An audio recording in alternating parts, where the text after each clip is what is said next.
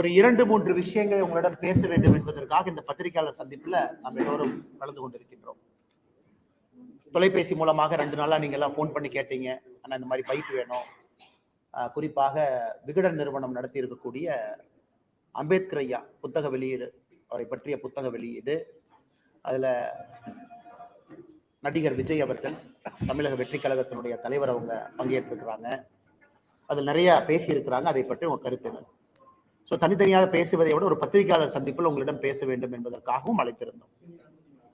நம்ம ஒரு விஷயத்தை நல்லா புரிஞ்சுக்கணுங்கண்ணா. அதாவது விகடன் நிறுவனத்தை பொறுத்தவரை ஒரு பாரம்பரியமான ஒரு நிறுவனம், தமிழகத்துல நீண்ட நெடிய காலமாக இருக்கக்கூடிய ஒரு பத்திரிகை நிறுவனம். இந்த மேடையில யார் வந்தாங்க, எப்படிப்பட்ட மனிதர்கள் பேசினாங்க என்பதுல நம்ம கவனம் செலுத்த வேண்டிய நேரம். குறிப்பாக மேடையில முக்கிய விருந்தாளியாக வந்திருக்கக்கூடிய நபர் ஆனந்த் தெல்தும்படே அப்படிங்கிற நபர் முக்கிய விருந்தினராக விகடன் நிறுவனம் அவர்களை அழைத்திருந்தார். பாரத் ரத்னா ஐயா அம்பேத்கர் அவர்களுடைய பேத்திய திருமணம் செய்திருக்கக்கூடியவர் ஆனந்த் தெல்தும்படே. ஆனா நிறைய நம்முடைய தமிழக மக்களுக்கு ஆனந்த் தெல்தும்படே அவர்கள் யாருன்னே தெரியாதுங்க. அம்பேத்கர் ஐயா அவருடைய பேத்தி அவர் திருமணம் பண்ணியிருக்காங்க அப்படின்னு முடிச்சிடறாங்க. அவர் ஒரு அர்பன் நக்சல். அவருடைய தம்பி மிலிந்த் தெல்தும்படே 2021 கத்திரோச்சுரலி ஃபாரஸ்டுக்குள்ள நடந்த என்கவுண்டர்ல 22 நக்சல் சுட்டுக் கொல்லப்பட்ட பொழுது அவருடைய தம்பி மிலிந்த் தெல்தும்படே அவர்களும் கூட சுட்டுக் கொல்லப்பட்டார். அந்த பீமா கொரகேன் அந்த கேஸ் என்ன இருக்கோ, ஜனவரி 1, 2018 பூனே பக்கத்துல அந்த பீமா கொரகேன் அந்த பெரிய ரயட் நடந்து ஏகப்பட்ட மக்கள் இறந்து அது ஒரு பெரிய கலவர பிரச்சனையாக மாறி நக்சல் ஸ்பான்சர் பண்ண அந்த வயலன்ஸ்ல கைது செய்யப்பட்டதுல முக்கிய குற்றவாளியாக இருப்பவர் இந்த ஆனந்த் தெல்தும்படே. என்ஐஏ வழக்கு பதிவு செய்து அது கீழே இருக்கக்கூடிய கோர்ட்ல பெயில் கிடைக்காம கடைசியில சுப்ரீம் கோர்ட்ல பெயில் கிடைத்து அவருடைய தம்பி மிலிந்த் தெல்தும்படே அந்த கன்ஃபெஷன் ஸ்டேட்மெண்ட்லாம் பாத்தீங்கன்னா தெரியும், என்னுடைய அண்ணனை பார்த்து இன்ஸ்பயர் ஆகித்தான் நான் நக்சல் ஐடியாலஜிக்கு போனேன் அப்படி. குறிப்பாக ஆனந்த் தெல்தும்படே உன்னுடைய தம்பி Milind Teltumbde communist party of India Maoist CPIM அந்த இயக்கத்தினுடைய சென்ட்ரல் கமிட்டி மெம்பர். இவர்களுக்கு விகடன் ஒரு மேடை கொடுத்து பேச வேண்டும் என்று தமிழகத்தை வளர்ச்சிருக்கு. ஏன்னா தமிழகத்தின் நக்சல் எல்லாம் கொண்டு வந்துடலாம்னு ஐடியா பண்றாங்களான்னு தெரியல. அடுத்தது ஒரு பெரிய லாட்டரி அதிபர், இந்தியாவில் ஒரு மிகப்பெரிய நபர், அவருடைய மருமகன். இத்தனை காலமாக திமுகவில் சபரீஷன் அவர்களுக்கு நெருக்கம். 2019 இருந்து 2024 வரை அந்த நிகழ்ச்சியை நடத்தின வாய்ஸ் ஆஃப் காமன்ஸ் அமைப்பினுடைய தலைவராக இருக்கக்கூடியவர் இன்னைக்கு VCK கட்சியினுடைய துணை பொதுச் செயலாளர். 509 கோடி ரூபாய் அவருடைய மாமனாருடைய பணம் எலக்ட்ரோல் பாண்ட் மூலமா DMK கொடுத்தவர். பாருங்க, எல்லாம் கொடுமையை பாருங்க. இவங்க லெக்சர்லாம் மக்கள் கேட்க வேண்டியதா இருக்கு, டிவியில பார்க்க வேண்டியதா இருக்கு. அவருடைய மாமனார் லாட்டரி நடத்தக்கூடியவருடைய பணம் 509 கோடி ரூபாய் திமுகவுக்கு போச்சு. அந்த நேரத்துல சபரீஷனோட இருக்கிறாங்க. 2021 எலெக்ஷனை நடத்துறாங்க. அதன் பிறகு இன்னைக்கு VCK கட்சியினுடைய மெயின் ஃபண்டர் அவங்க புத்தகத்தை வெளியிடுறாங்க. அவர்களுக்கும் விகடன் ஒரு மேடை கொடுக்கிறாங்க. அந்த வெளியிட்டது மட்டும் இல்ல, அதுல அரசியல் கருத்துக்களை பேசுறாங்க. பாரதிய ஜனதா கட்சியும் தாக்கி பேசுறாங்க. இது இரண்டாவது. நீதியரசர் சந்துரு அவங்களை பத்தி நான் பேச விரும்பல. அண்ணன் விஜய் அவர்கள் பேசியிருக்கிறாங்க, அந்த கருத்துக்கு நான் பதில் சொல்றேன். சோ அம்பேத்கர் ஐயாவுடைய புத்தகத்தை வெளியிடுறதுக்கு இந்தியால உங்களுக்கு ஆளே கிடைக்கலையா? அந்த புத்தகத்தை தொகுக்கிறதுக்கு ஆளே கிடைக்கலையா? விஜய் அண்ணா அவர்கள் வாங்கட்டும், பேசட்டும், அவருடைய கருத்தெல்லாம் சொல்லட்டும். அரசியலுக்கு புதுசா வந்திருக்கிறாங்க, அவருடைய கருத்தை தெரிஞ்சுக்க வேண்டியது நம்முடைய கடமை. மக்கள் எல்லாம் எதிர்பார்ப்பாங்க, சரி என்ன பேசுறீங்க, அம்பேத்கர் ஐயாவை பற்றி உங்க பார்வை என்ன? விஜய் அவர்கள் பேசுவதற்கு முழு தகுதி உரிமை இருக்கு. கட்சி ஆரம்பிச்சிருக்காங்க, பேசு. எனக்கு இது போன்ற ஒரு முக்கியமான மேடையில யாரு வேண்டுமானாலும் பணம் இருந்தா நானும் ஒரு புத்தகத்தை தொகுக்கலாம். என்னுடைய மாமனார் லாட்டரி அதிபரா இருந்தா நானும் ஒரு 10 பேருக்கு கூப்பிட்டு 100 எஸ்ஏ எழுத சொல்லி ஒரு புத்தகத்தை பிரிண்ட் அடிச்சு நானும் மேடைக்கு போலாம், நாம ரிலீஸ் பண்ணலாம். அதனால் தமிழகத்தினுடைய அரசியல் போக்கு எந்த அளவுக்கு போகுது அப்படிங்கிறது தான் கேள்விக்குறி. அண்ணன் தொல் திருமாவளவன் அவர்கள் முக்கியமான தலைவர். இந்த நிகழ்ச்சிக்கு நான் போக மாட்டேன், ஒரு காரணம் சொல்லி போயிட்டார். ஆனா அவருடைய துணை பொதுச் செயலர் போயிருக்காருன்னா கட்சி அண்ணன் திருமாவளவன் ஒரு கையில் இருக்கா, இல்ல துணை பொதுச் செயலர் ஒரு கையில் இருக்கா? இந்த கட்சிக்கு விடுதலை சிறுத்தைகள் கட்சிக்கு ஒரு தலைவரா இருக்கக்கூடிய கட்சியை பற்றி பேசிய பிறகு கூட ஒரே கட்சியில துணை பொதுச் செயலாளரும் தலைவர் அண்ணன் தொல் திருமாவளவன் இருக்கிறாங்கன்னா என்னை பொறுத்தவரை இந்த கட்சி அண்ணன் தொல் திருமாவளவன் அவர்கள் கட்டுப்பாட்டுல இல்லை. இந்த கட்சி அந்த லாட்டரி விற்பனை செய்யக்கூடியவருடைய மருமகனுடைய கையில தான் அந்த கட்சி இருக்கு. தெல்ல தெளிவு அரசியல் தெரியக்கூடிய எல்லோருக்கும் தெரியும். உங்க கூட்டணியில் இருக்கக்கூடிய ஒரு கட்சியை, ஆளும் கட்சியை, உங்க கட்சியை சார்ந்த ஒரு முக்கியமான நபர் மேடையின் மீது விமர்சனம் செய்யறாரு, அவர் மீது உங்களால் நடவடிக்கை எடுக்க முடியவில்லை என்றால் அந்த கட்சியினுடைய மெயின் பண்ற கை வைக்க திருமாவளவன் தயாரா இல்ல. இது தமிழகத்துல குறிப்பாக திமுக தலைமையில் இருக்க கூட்டணி எப்படி இருக்கு அப்படின்னு காட்டுது. திமுக கூட்டணி எப்படி இருக்கு? எல்லாரும் பவர்ல இருக்கிறனால ஒட்டி இருக்கிறாங்க, பணங்காசுக்காக ஒட்டி இருக்கிறாங்களா அப்படிங்கிற கேள்வியை இது எழுப்புகிறது. எதையும் தமிழகத்தினுடைய அரசியலை கவனிக்கக்கூடியவர்கள், தமிழகத்தினுடைய மக்கள் ரொம்ப உன்னிப்பா கவனிக்கணும். அம்பேத்கர் ஐயாவுடைய புத்தகத்தை தொகுக்கறக்கு ஆள் இல்லையா? அந்த புத்தகத்துக்கு ஆனந்த் தெலும்படி அவர் தான் கிடைச்சாரா? அவர் பேசியிருக்கக்கூடிய வார்த்தைகள், பேச்சுக்கள், பீமே கொரகான்ல அவருடைய ஸ்பீச் டிசம்பர் 31, 2017 பேசின ஸ்பீச்சுக்கு அடுத்த நாள் கலவரம், ஜனவரி 1, 2018. அவருடைய சொந்த தம்பி communist party, Maoist party, communist party of India Maoist central committee member 22 நக்சலோடு சுட்டுக் கொல்லப்படுகின்றார். அது நீங்க சொல்லலாம், ஐயோ பிஜேபி ஆட்சி மகாராஷ்டிரா கொண்டீங்க, அது காங்கிரஸ் ஆட்சிங்க, எங்க ஆட்சி இல்லைங்க. 2021 நவம்பர்ல அது உத்தவ் தாக்கரே அவர்கள் முதலமைச்சராக இருந்தார்கள், காங்கிரஸ் கூட்டணி ஆட்சி, சுட்டு கொண்டுட்டாங்க. இதையெல்லாம் தமிழகத்தினுடைய மக்கள் உத்து கவனிக்கணும். அதுதாங்க நான் காலையில 6ஆம் தேதி அன்னைக்கு பேசினேன்.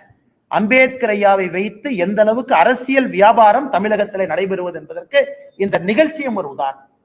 அண்ணன் விஜய் அவர்கள் நான் அன்போடு வரவேற்கிறேன். மணிப்பூர், விஜய் அவர்கள் மணிப்பூர் செல்வதற்கு தயாராக இருந்தால் அவரோடு மணிப்பூர் செல்வதற்கு நான் தயார். மணிப்பூர் ஃபுல்லா சுத்தி காட்டுவதற்கு நான் தயார்.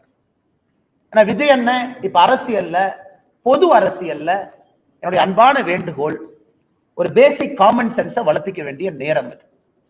ஏன்னா ஒரு சினிமா நடிகரா உச்சத்தில் இருந்துட்டாங்க, பெரிய ஒரு நடிகர், எல்லோருக்கும் பிரித்த ஒரு நடிகர். அரசியல் கருத்து சொல்லும் பொழுது ஜியோ பாலிடிக்ஸ் இம்ப்ளிகேஷன் என்ன, மணிப்பூர் என்ன, என்ன பிரச்சனை, அங்க இருக்கக்கூடிய ட்ரைபல் பிரச்சனை என்ன, மியான்மர்ல இருந்து யார் உள்ள வர்றா, இந்த ட்ரக் ட்ரையாங்கிள்னு திரும்ப திரும்ப சொல்றோம் என்ன, மணிப்பூர்ல எந்த ஆட்சி காலத்துல பிரச்சனை அதிகமாக இருந்தது, காங்கிரஸ் ஆட்சி காலத்துல எத்தனை பேர் இறந்தாங்க, 10 ஆண்டு காலம் பிஜேபி ஆட்சி காலத்துல எத்தனை பேர் இறந்திருக்காங்க, இந்த பிரச்சனை ஏன் உருவாச்சு, எங்களுடைய சொந்த கட்சியில் இருக்கக்கூடிய முதலமைச்சரை ஒரு ட்ரைபல் கம்யூனிட்டியை சார்ந்தவங்க முதலமைச்சருடைய இல்லத்தை கொளுத்து போதும் கூட அங்க இருக்கக்கூடிய போலீஸ் துப்பாக்கி எடுத்து சொல்லிங்க, அது துப்பாக்கி தீர்வு கிடையாது.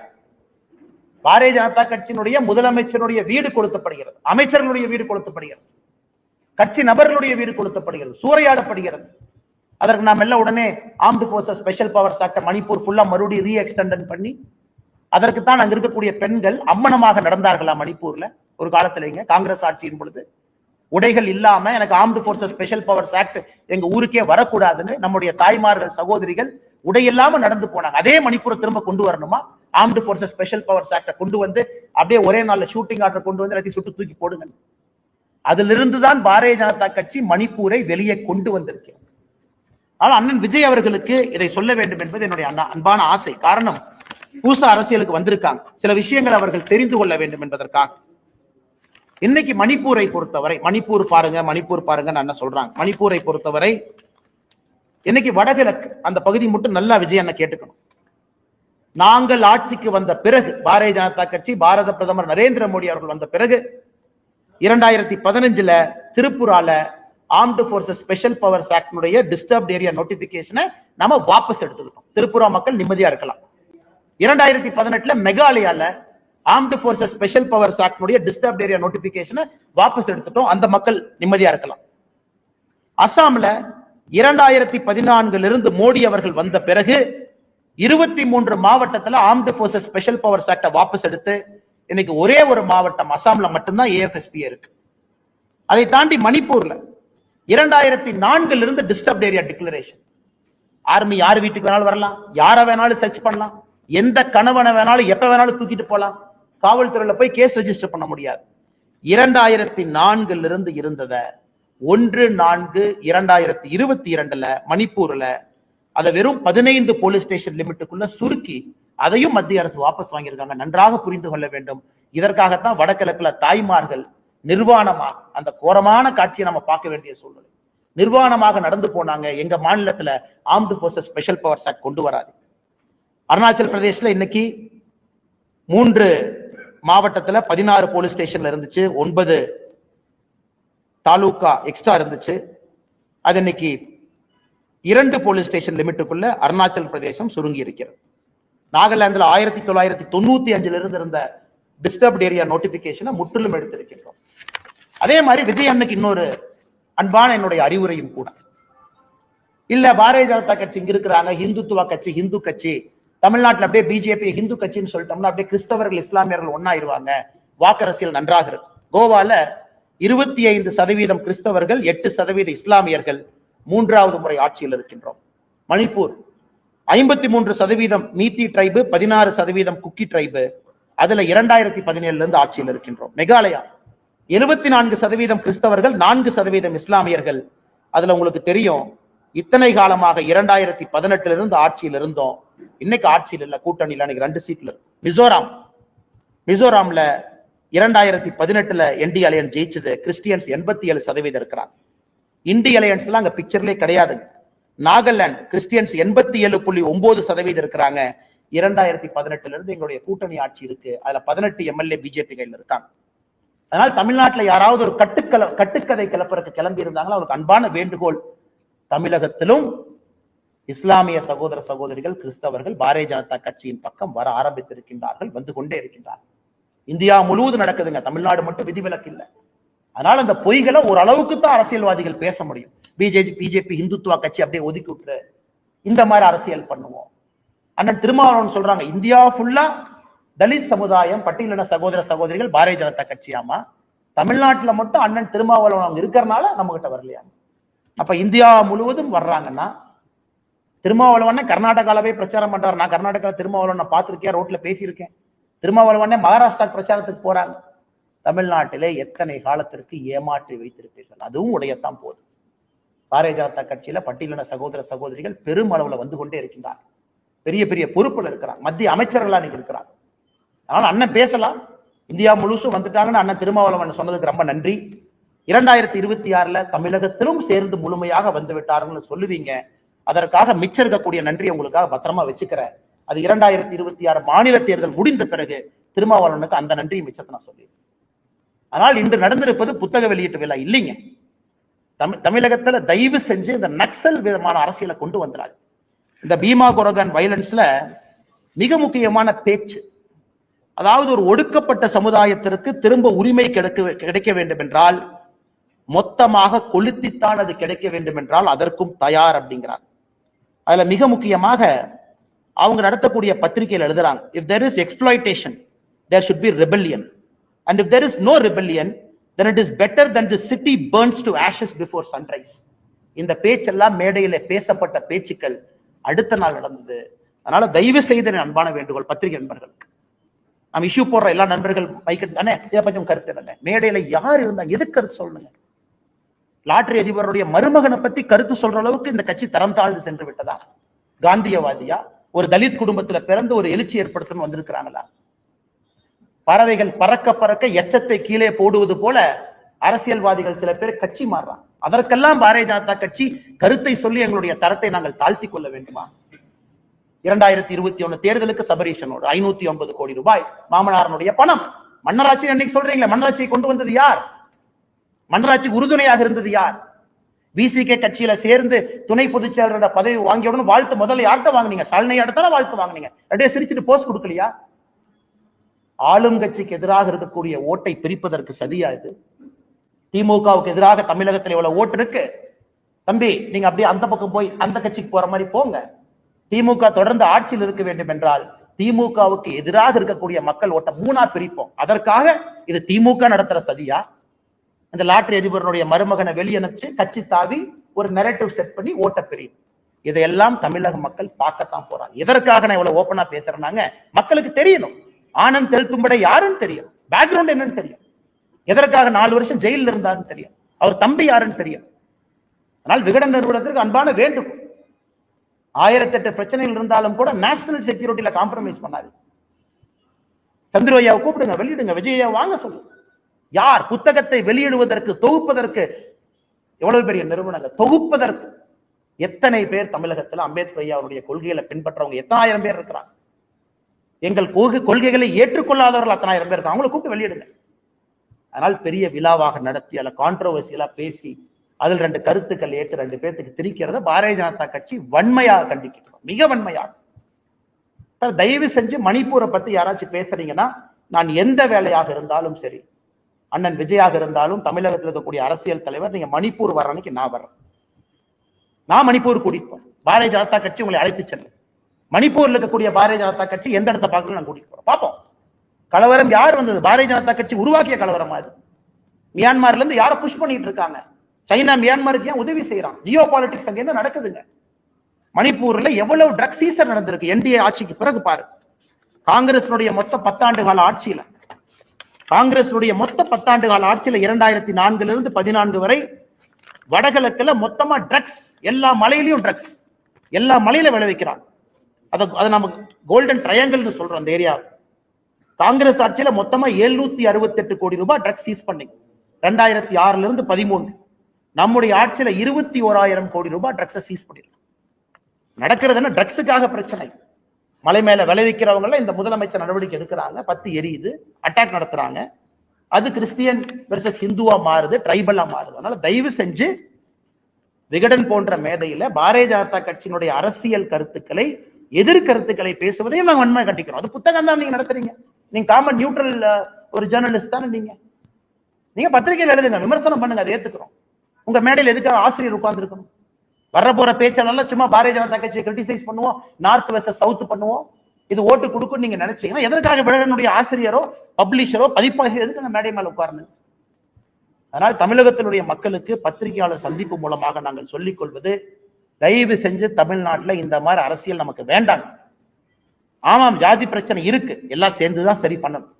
ஆக்கப்பூர்வமான முறையில ஜனநாயகத்துல சரி பண்ணுமோ தவிர துப்பாக்கி ஏந்தியவர்கள் மேடையிலே வந்து பேசி நமக்கு அறிவுரை சொல்லும் அளவுக்கு தமிழகம் தரம் தாழ்ந்து போகும். மன்னராட்சிங்கிறாங்க. நான் தொடர்ந்து சொல்வது இதுதான். தமிழகத்தில் நடப்பது ஒரு குடும்ப ஆட்சி. ஒரு லெவலுக்கு மேல குடும்ப ஆட்சி பார்த்தீங்கன்னா வெளியிருந்து பார்ப்பதற்கு ஒரே குடும்பம் திரும்ப திரும்ப வந்தா இது போன்ற விமர்சனங்கள் வரத்தான் செய்யும். ஆனா மன்னராட்சி நடக்குதான்னு கேட்டீங்கன்னா இல்லை. மக்கள் ஓட்டு போடுறாங்க, தேர்ந்தெடுக்கிறாங்க, எம்எல்ஏ ஆகிறாங்க. முதலமைச்சருடைய விருப்பம் யார் துணை முதலமைச்சர் ஆக்க வேண்டும் என்பது முதலமைச்சருக்கு முழு அதிகாரம் இருக்கு, ஆக்குறாங்க. இன்னைக்கு தமிழகத்தில் நடப்பது குடும்ப ஆட்சி. அதை எடுப்பதற்கான முழு வேலையும் பாரதிய ஜனதா கட்சியில் இறங்கி இருக்கின்றோம், கீழே இருப்போம், முழுமையாக நாங்கள் பாடுபடுவோம், அதில் எந்த மாற்று கருத்தும் இல்லை. அதனால் இதை முதல் விஷயமாக பத்திரிகை நண்பர்களுக்கு சொல்லணும். இது சம்பந்தமா உங்களுக்கு கேள்வி இருக்கோங்கன்னா தயவு செஞ்சு கேளுங்க, பதில் சொல்லுங்க.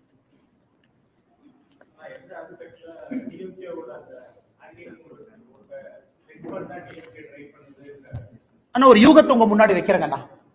நேற்று வரை நண்பர்கள் அந்த இவரும் அங்க இருக்கக்கூடிய தபரீஷரும் ஒன்னா போறாங்க, சுத்துறாங்க. 2021 ஸ்ட்ராட்டஜி ஒன்னா போடுறாங்க. பெண் அமைப்புக்கெல்லாம் தனித்தனியா டிஎம்கே ஒரு பெண் அமைப்பு ஒன்று வச்சிருக்காங்க, அதை ஆரம்பிக்கிறாங்க. அதன் பிறகு அப்படியே விசிகேக்கு போறாங்க. விசிகேல இருக்கும் பொழுது இந்த பிரச்சனையை பேசலையே. உங்களுக்கு திமுக பிரச்சனையா இருந்தால் விசிகே கூட்டணி கட்சியில ஏன் போய் சேரணும்? ஏன் வேற கட்சியா தமிழ்நாட்டு இல்லையா? வேற யாருமே பட்டியலின சகோதர சகோதரிகளுக்காக வேலை செய்யலையா? எதிர்கட்சியில போய் ஜாயின் பண்ணலாமே. அதே கூட்டத்தில் இருக்கக்கூடிய கட்சியில ஜாயின் பண்ணி கன்டினியூ பண்றீங்க. திருச்சி மாநாடு போடுறீங்க, அதுக்கு தலைவர்களை கூப்பிடுறீங்க, அது ஸ்பான்சர் பண்றீங்க. அதன் பிறகு திடீரென்று திமுகவை விமர்சிக்க வேண்டிய காரணம் என்னன்னு தான் மக்கள் கேட்கிறாங்க. அப்ப என்ன நீங்களா சேர்ந்து நாடகம் ஆடுறீங்களா? இது திமுக, திருமாவளவன், இந்த லாட்டரி அதிபருடைய மருமக 3 பேர் உட்கார்ந்து நீங்களே கேம் ஆடி புதுசா இந்த கட்சிக்கு எவர அனுப்பு, அந்த கட்சிக்கு எவர அனுப்பு, ஓட்ட பிரிக்கலாம். அது என்னுடைய ஐயத்தை வெளிப்படுத்துகின்றேன், மக்களுடைய ஐயத்தை. இல்ல நீங்க ஆக்ஷன் எடுங்க. ஏன் ஆக்ஷன் எடுக்கல? இல்ல ஒரு பேசுறது தப்பு. ஒரு சின்ன பையன் ட்விட்டர்ல ஒரு மெசேஜை போட்டா 10 நிமிஷத்துல தூக்குற கட்சி. முதலமைச்சர் அசிங்கமா பேசியிருக்காங்க, நாங்கள் பேசுவது வேறு, முதலமைச்சருடைய குறைகளை சுட்டி காட்டுவது வேறு. அப்ப மன்னராட்சின்னு அதே கூட்டணில பண்றாங்கன்னா திருமாவளவன் ஏன் நடவடிக்கை எடுக்கல? அப்ப என்ன அர்த்தங்கன்னா இந்த கட்சிக்கு அவரு தலைவரா இன்னொருத்தர் தலைவரா? இதைத்தான் நான் கேட்கிறேன். ஆனால் நான் கேட்பது புத்தகத்தை வெளியிடுங்க, விஜயண்ணா பேசுங்க, எல்லாம் பண்ணுங்க, ஆதாரத்தின் அடிப்படையில் பேசுவோம். சும்மா வாய்க்கு வந்தது மணிப்பூர் அப்படியே பேசிட்டு போயிடலாம். 2% கட்சி பரவாயில்லைங்க. எங்களை மாதிரி சாதாரண ஆட்கள் 2%, 4%, 6%, 12% எல்லாம் வந்துடும். கட்சி இத்தனை பேர் உழைச்சு கொண்டாந்துட்டாங்க. அடுத்து 30% போயிடும். ஆனால் சும்மா அப்படியே மேடையில வர வேண்டியது ஒரு விகடன் போன்ற ஒரு முக்கியமான ஒரு பத்திரிகை, அந்த மேடையில அரசியல் பேச வேண்டியது என்னங்க அது? நான் இதுவரை மரியாதையாக தமிழகத்துல எல்லோருக்கும் மரியாதை கொடுக்க வேண்டும் என்றுதான் அரசியல் பண்றோம். ஆனா இது போன்ற பேசினா நம்ம தரவுகளின் அடிப்படையில் பேச வேண்டி வருதுங்கண்ணா. மணிப்பூரை பத்தி தெரியணும், ஜியோகிராபி என்ன, மணிப்பூர் ஹிஸ்டரி என்ன, மேப்ல எங்க இருக்கு, மணிப்பூருக்கும் மியான்மருக்கு எவ்வளவு தூரம், ஏன் அதை நம்ம ட்ரக் ட்ரையாங்கிள்னு சொல்றோம், எதுவும் தெரியாம மணிப்பூர் ஜியோ பாலிடிக்ஸ். ஏன் மணிப்பூர் பற்றியற வேண்டும் என்று சைனா நினைக்குது, ஏன் மியான்மர் நினைக்குது, ஏன் நம்ம கடுமையான ஆக்ஷனுக்கு போகாம இருக்கோம்னா? 2 ட்ரைபல் சண்டை போடுறாங்க, துப்பாக்கி சூடு நடத்தி நாளை காலையில குக்கியும் ஏத்தி நீங்க சமாதானப்படுத்திடுவீங்களா?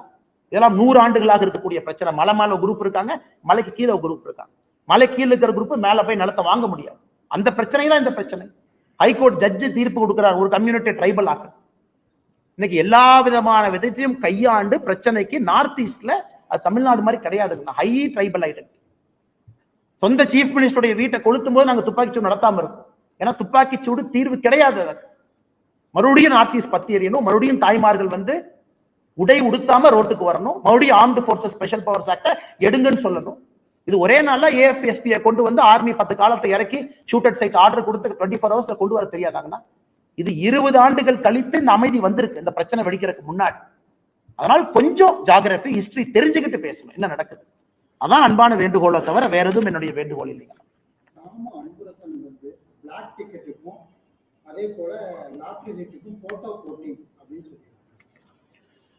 அண்ணா நான் ஏற்கனவே சொன்னது போல விஜய் அவர்களுடைய அரசியலை நான் வரவேற்கிறேங்கண்ணா. காரணம் ஒரு புதிய ஒரு குரல் வந்திருக்கிறாங்க, சினிமாவனுடைய உச்சத்தில் இருக்கிறாங்க, வரட்டும். நான் அந்த பிளாக் டிக்கெட்டுக்குள்ள போக விரும்பலீங்கண்ணா.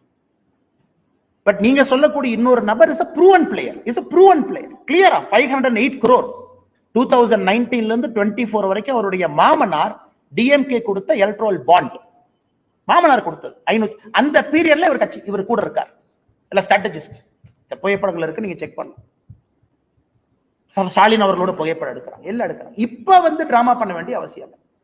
திடீர்னு அண்ணா இவரு கருத்துக்கு என்ன கருத்து? நான் தான் யோசிச்சேன், இவரு என்ன காந்தியவாதியா இல்ல அம்பேத்கர் வாதியா இல்ல கீழே ஒரு சாதாரண குடும்பத்திலிருந்து பிறந்து அவரே படிச்சு இல்ல விவசாய குடும்பத்துல வந்திருக்கிறாங்க. மாமனாருடைய பேரு, மாமனார் பணம் இருக்கிற வரைக்கும் அங்க ஃபியூஸ் போகும். நாளை காலையில அந்த மாமனார் பணத்தை கட் பண்ணா இந்த கட்சியில இருந்து அடுத்த கட்சி. அதனால தாமு அன்பரசன் எந்த அர்த்தத்துல கேட்கிறாங்க சத்தியமா எனக்கு தெரியலீங்கன்னா, நான் இந்த பகுதியை விமர்சனம் செய்ய விரும்புகின்றேன். அதனால தயவு செய்து விகடன் போன்ற ஒரு நிறுவனம் மேடையை கொடுக்கும் பொழுது யாருக்கு கொடுக்கிறோம் என்பது மிக முக்கியம். இதுதான் திரும்ப திரும்ப நான் சொல்லக்கூடிய கருத்து. தமிழகத்துல அது போன்ற அரசியல் வேண்டாம்.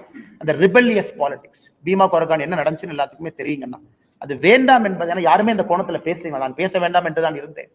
ஆனா பேசுற சர்ச்சை எல்லாமே இவங்க என்ன சொன்னாங்க, இவங்க என்ன சொன்னாங்க, அப்படியே உண்மை சொல்லணும்ல. நான் எதுக்கு தெல்தும்படையை பத்தி பேசுறேன்னு இத்தனை நாளா பொறுமையா இருந்தேன். பட் இருந்தாலும் பேச வேண்டிய கட்டாயம், அவர் பேக்ரவுண்ட் யாருன்னு சொல்ல வேண்டிய கட்டாயம்.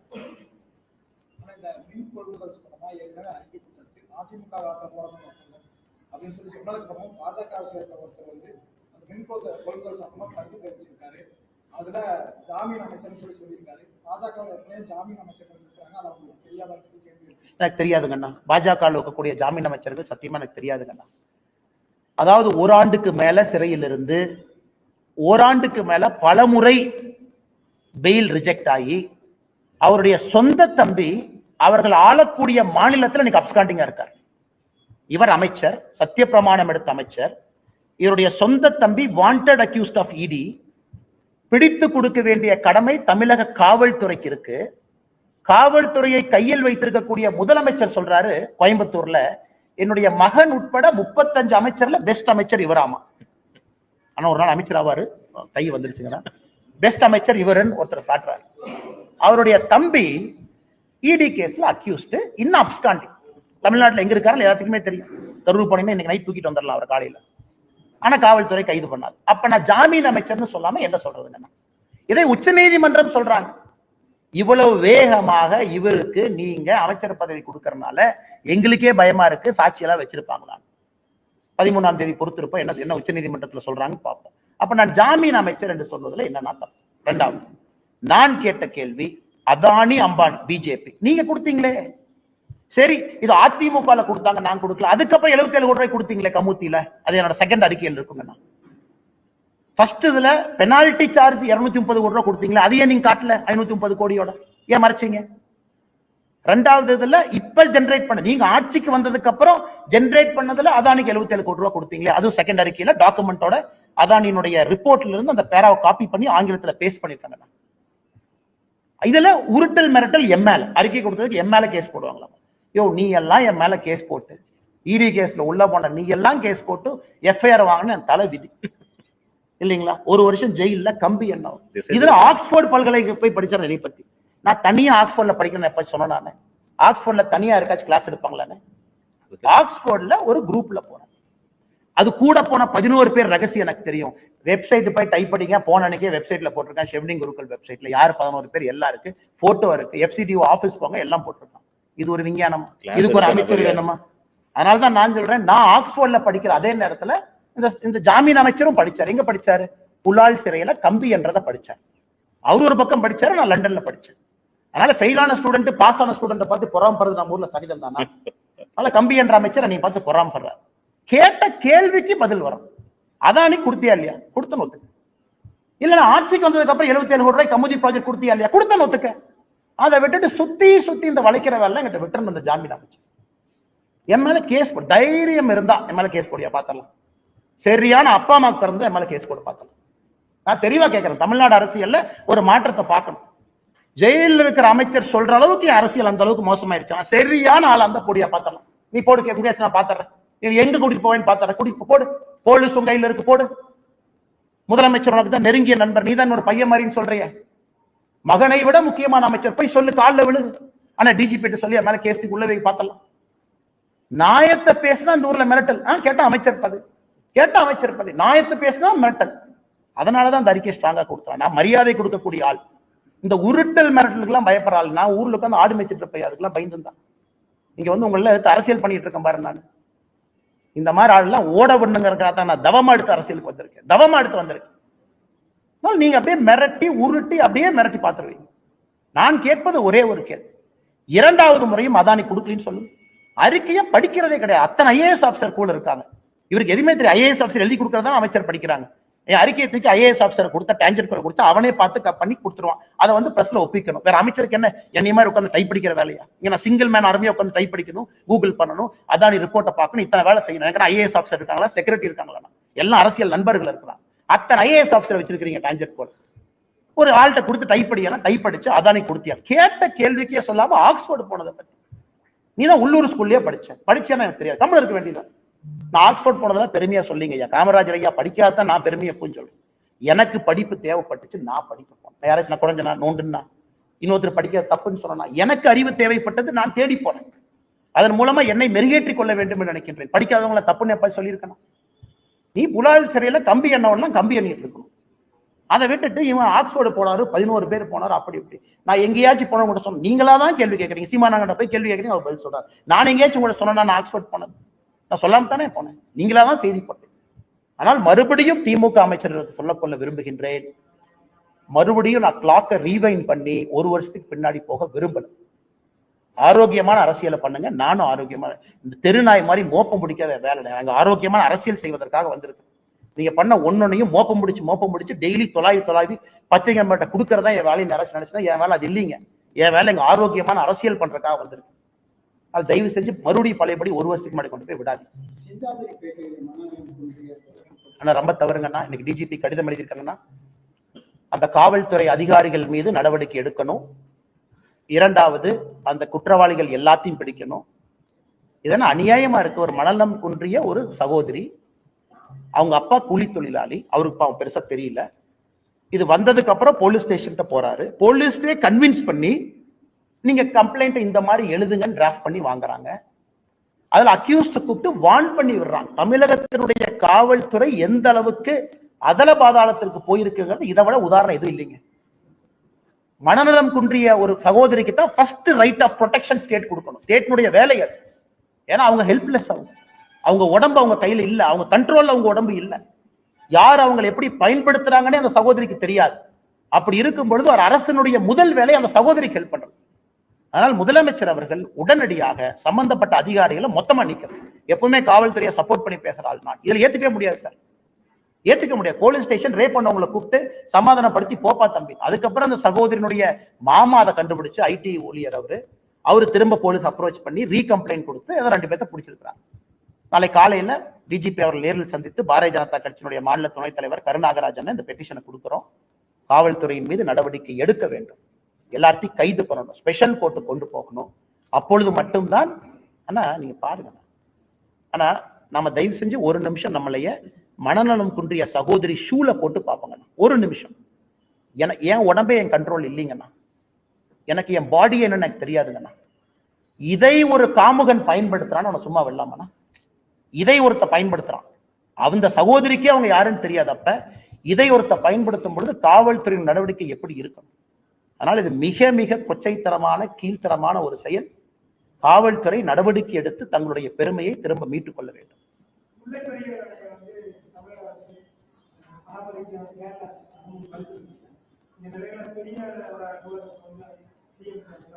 அண்ணா சாரிங்க அண்ணா, கொஞ்சம் வைக்கம் போறாரு. ஆனா அங்கிருந்து முல்லை பெரியார் அணையை உயர்த்திருக்கும் அந்த நீர் தேக்கத்துக்கும் கேரளாவுக்கு இந்த வேலை இவர் அந்த வைக்கத்துக்கு வந்து போறாரு. அதான் இது இந்திய அலையன்ஸ்ல இருக்கக்கூடிய ஒரு காமெடிங்கண்ணா, இந்தியா முழுசுமே. அதாவது நான் வந்து 2024 பொறுத்த வரைக்கும் நண்பர்கள், அதுக்கப்புறம் பக்கத்து மாநிலத்துக்கு பேருக்கு நண்பர்கள், ஆனா எங்களுக்குள்ள 1008 பிரச்சனை இருக்கும், நாங்க தீர்க்க மாட்டோம். இன்னைக்கு வைக்கம் போராட்டம் நடந்த இடத்துல அதை நினைவுபடுத்தக்கூடிய நாளுக்கு நாங்க போறோம், இதெல்லாம் காட்டுறோம் சொல்லக்கூடியவர்கள் வாயை திறந்து இப்ப நீங்க கேட்டா முதலமைச்சர் ஐயா சொல்லுவாங்க, அதை விட முக்கியமான விஷயத்த பேச போனது. லாஸ்ட் டைம் பெங்களூர் போயிட்டு வந்தாங்க, ஐயா எல்லாம் கேட்டீங்க, பத்திரிகை நண்பர்களான பேசுனீங்களானே, நம்ம காவிரி தண்ணி விட சொன்னீங்களா, அதை விட முக்கியமா பேச போனது. இப்ப முதலமைச்சர் அவர்களுக்கு ஞாபகப்படுத்துறோம், அவரோ ஒரு அமைச்சரோ செல்லும் பொழுது, ஐயா இதை விட முக்கியம் தமிழகத்துக்கு எது இல்லை, மதுரை பகுதி வைகை பாசனம் அந்த முழு பகுதிக்கும் இதை விட முக்கியம் எது இல்லை, தேனி பகுதி முழுசா இதை விட முக்கியம் எது இல்லை, தயவு செஞ்சு இதை பேசிட்டு வைக்கம் போராட்டத்துக்கு போய் ஸ்டேஜில் நீங்க கொடுக்குற ஸ்பீச் எல்லாம் கொடுத்துட்டு பத்திரமா வாங்கய்யா. தயவு செய்து கேரள அரசு குறிப்பாக தமிழகத்தினுடைய உரிமை எப்படி மறுக்கிறாங்கன்னு பேசி எழுத்துப்பூர்வமா கொடுத்துட்டு வாங்க, அப்ப நாங்க பாராட்டுறோம்.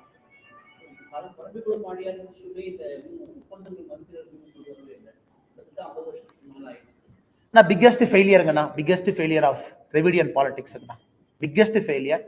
தமிழகத்தினுடைய விவசாயத்தை அதல பாதாளத்துக்கு எடுத்துட்டு போனோம். யாரு வேணாலும் சொல்லட்டும், ஆளுங்கட்சி எதிர்கட்சி இல்ல, நாங்க ஆட்சிக்கு வந்ததுக்கு அப்புறம் பாசனத்தை அதிகப்படுத்திட்டோம், டேம் கட்டணும், நாங்க வந்ததுக்கு அப்புறம் நீர்நிலைகளை உயர்த்தி இருக்கிறோம், ஒன்றும் கிடையாது. அதனுடைய வெளிப்பாடு சாதாரண மழை பெஞ்சா கூட அதை தேக்குவதற்கு நம்ம கிட்ட இடம் கிடையாது, அப்படியே தண்ணி பெருக்கெடுத்து போகுது. இன்னைக்கு ஒப்பந்தத்தை திரும்ப கொண்டு போறது கிடையாது. அதே ஒப்பந்தத்துல டேம் கட்டுவதற்கு அனுமதி இருக்கு, செய்யல. ஆனமலை நல்லார் திட்டம் கிளாசிக் உதாரணம். அதை நானும் இங்கே கோயம்புத்தூர் பாராளுமன்ற தொகுதியினுடைய வேட்பாளராக என் தலையை உள்ள விட்டுருக்கு. மாநில அரசு செய்ய வேண்டியது நீங்க செய்ய மாட்டீங்க, மத்திய அரசு எடுத்துட்டு போறேன். அதற்கான முயற்சியும் ஒரு பக்கம் போட்டுட்டே இருக்கேன். இந்தியாவில் எங்கேயுமே இந்த அநியாயம் கிடையாதுங்க. ஸ்டேட் கவர்மெண்ட் ப்ராஜெக்டை சென்ட்ரல் கவர்மெண்ட் நம்ம தூக்கிட்டு போறோம். அதனால் பெரிய ஃபெயிலியர் இவங்க ரிவரை மேனேஜ் பண்றதுக்குன்னா நீர் மேலாண்மையை உயர்த்தியது பிக்கெஸ்ட் ஃபெயிலியர். இரிகேட்டட் ஏரியா கீழே கொண்டு வந்துட்டாங்க, டேம் கட்டல, வரக்கூடிய மழையெல்லாம் அப்படியே கடலுக்கு ஓடுது. அதனால இதை தனியா ஒரு நாள் நம்ம பேசுவோங்கன்னா, இதுக்கு ஒரு தனியா ஒரு செஷன் வச்சு பேசுவோங்க.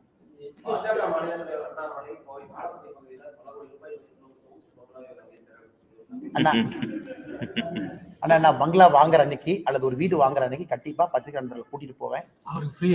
இல்ல கூட்டிட்டு போவேன். வீடு வாங்கும் அளவுக்கு எனக்கு தகுதி இல்லைங்கன்னா, அந்த தகுதி வரும் பொழுது கண்டிப்பா நீங்க வந்து ஒரு டீ சாப்பிட்டு தான் வரணும். அப்படின்னு உங்களை விட்டுட்டு நான் வீடு வாங்கிடுவேன். கோயம்புத்தூர்ல இருப்பதற்கு ஒரு வீடு தேவைப்படுகிறது. மாமனார் வீட்டுல அலையா விருந்தாலே 5 வருஷமா இருக்கிறாங்க. கட்சிக்காரங்க எல்லாம் வர்றாங்க, வெளியே உட்கார்ந்து இருக்கிறாங்க, ரோட்ல இருக்கிறாங்க. அதனால நானே ஒரு வாடகை வீட்டு எடுத்து தாளப்பட்டி ரோட்ல வாடகை வீட்டுக்கு மூவ் ஆயிட்டேன். கட்சிக்காரர்கள் வரும்போது பார்ப்பதற்கு ஒரு இடம் வேண்டும்.